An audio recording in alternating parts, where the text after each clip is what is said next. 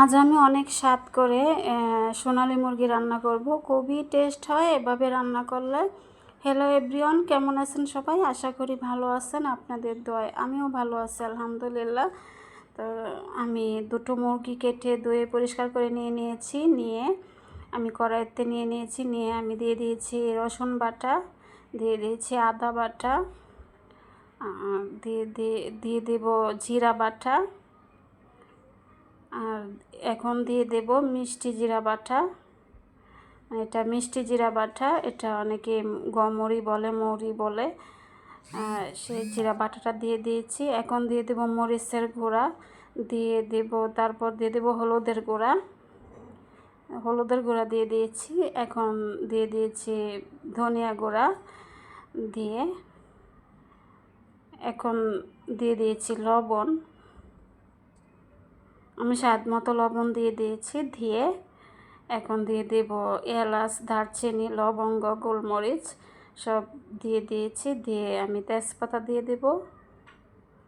এখানে 3-4টা তেজপাতা দিয়ে দিয়েছি। এখন তেল দিয়ে দিয়েছি। এখন মাংসটাকে আমি ভালো করে মেখে ম্যারিনেট করে নেব। আমি দিয়ে দিয়েছি কিছু পেঁয়াজ কুচি। এখানে কিছু পেঁয়াজ কুচি দিয়েছি, পরে আবার আমি পেঁয়াজের বেরেস্তাটা ভেজে দিয়ে দেব। এটা রান্নার শেষে দেব আর কি। আমি ভালো করে মাংসটাকে মেখে নিচ্ছি। এভাবে সব মশলা দিয়ে মেখে রান্না করলে খুবই টেস্ট হয় মাংসটা।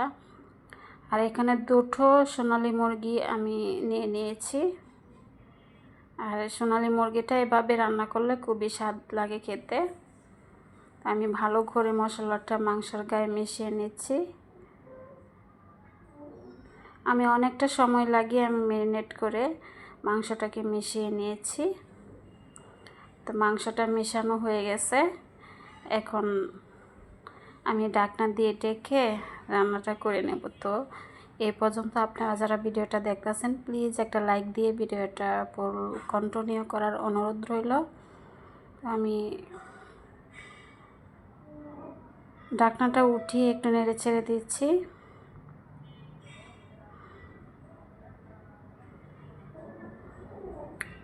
আমি ভালো করে নেড়ে ছেড়ে দিচ্ছি।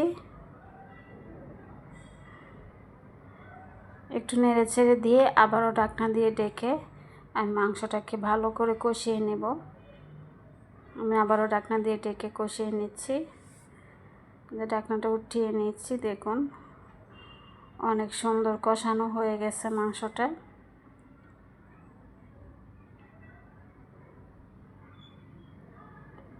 আমি নেড়ে ছেড়ে দিচ্ছি। এখন আমি ঝোলটা দিয়ে দেব। কষানো হয়ে গেছে, এখন ঝোলটা আমি দিয়ে দিচ্ছি। ঝোলটা দিয়ে একটু নেড়ে ছেড়ে দিয়ে আরেকটুখানি ঝোল দেব।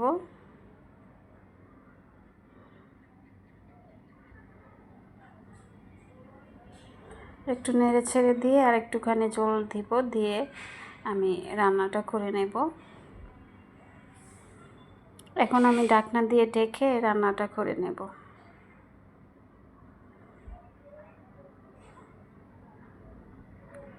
ঢাকনাটা উঠিয়ে নিচ্ছি।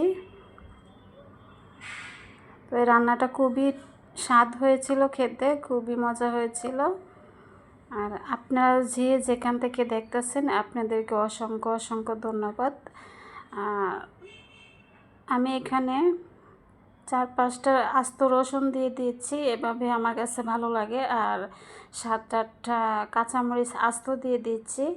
আর এখানে দেড় টেবিল চামচের মতো আমি গরম মশলা দিয়ে দিচ্ছি। আমি নেড়ে ছেড়ে মশলাটাকে মিশিয়ে আমি ঢাকনা দিয়ে ঢেকে রান্নাটা করে নেব। তো আপনারা যেখান থেকে ভিডিওটা দেখতেছেন আপনাদেরকে অসংখ্য অসংখ্য ধন্যবাদ। আপনাদেরকে অনুরোধ করা হইলো আমার পাশে থাকার জন্য। আপনারা যদি পাশে থাকেন তবে আমি এগিয়ে যেতে পারবো ইনশাআল্লাহ। আর যদি কোনো অংশ, আমার রান্নার কোনো অংশ আপনাদের কাছে ভালো লেগে থাকে তাহলে আমার চ্যানেলটাকে সাবস্ক্রাইব করে লাইক কমেন্ট করে আমার পাশে থাকার অনুরোধ রইল।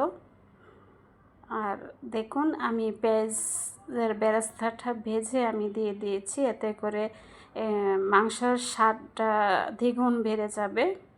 খুবই স্বাদ হয়। শেষে রান্নার শেষে এরকম পেঁয়াজের বেরেস্তা ভেজে দিয়ে রান্নাটা করলে খুবই স্বাদ হয়। আমি পেঁয়াজের বেরেস্তাটাকে মিশিয়ে নেড়েচেড়ে মিশিয়ে একটু ঢাকনা দিয়ে ঢেকে 5 মিনিটের মতো রান্না করে নিয়েছি।